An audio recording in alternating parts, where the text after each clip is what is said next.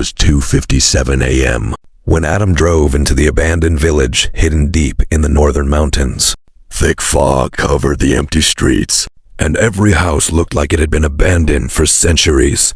Adam didn't believe in ghosts, demons, or curses. He believed in only one thing: money, and he was desperate enough to do anything to get it. A week earlier, he had discovered an ancient black leather book hidden inside a forgotten library. The book had no title, and every page was covered with strange symbols written in an unknown language.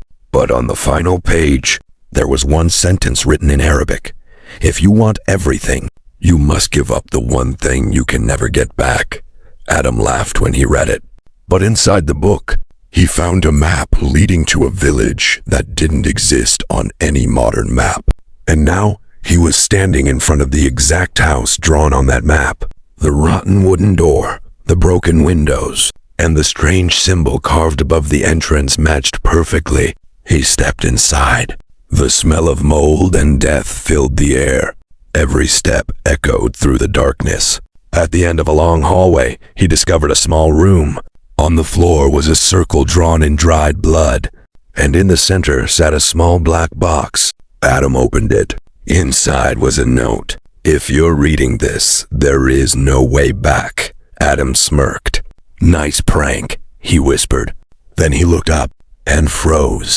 A tall figure stood silently in the corner of the room. The man wore an old black suit, but he had no face. There were no eyes, no mouth, no skin, only darkness. Endless darkness. Adam couldn't move.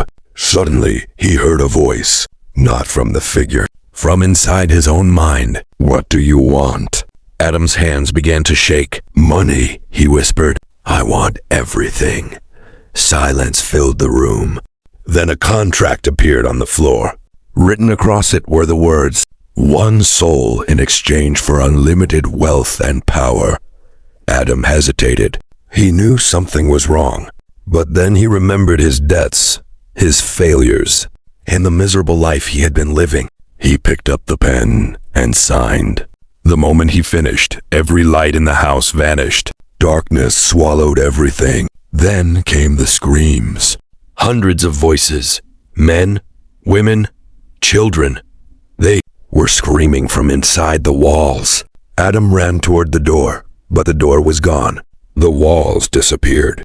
The room disappeared. Everything disappeared. He stood alone in endless darkness. Then the faces appeared. Hundreds of human faces floating around him, all screaming, all staring directly at him, and all repeating the same terrifying words. "We signed too." Adam woke up the next morning in his apartment, drenched in sweat. He convinced himself it had all been a nightmare. Then he checked his phone. His blood turned cold. $50 million had been transferred into his account. From that day forward, Adam's life changed forever. He bought mansions, luxury cars, private jets, and everything he had ever dreamed of.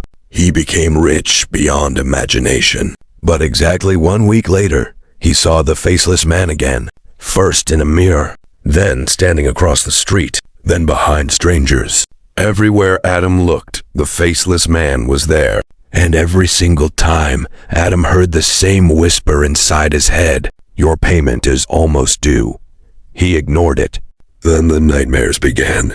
Every night, he dreamed of drowning in blood. He dreamed of mutilated people crawling toward him through darkness. And every night, they got closer. 1 month later, his housekeeper disappeared.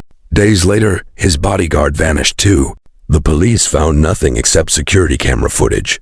When Adam watched the recording, he nearly stopped breathing. His bodyguard was walking through the hallway. Then, suddenly, the faceless man appeared behind him.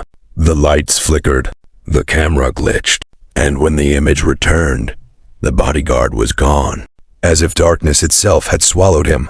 Adam stopped sleeping. He stopped eating. He stopped leaving his house.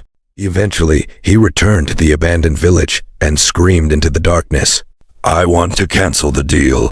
The faceless man appeared once again. Then the voice answered, "You have already made the first payment." Adam trembled. "What payment?" The answer came immediately. Everyone you have ever loved. At that exact moment, his phone rang. It was his sister. Adam answered, but the voice on the other end wasn't hers. It was hundreds of voices screaming together. Help us. Then the line went dead. Adam rushed to her house. Police cars surrounded the building. The walls inside were covered in blood.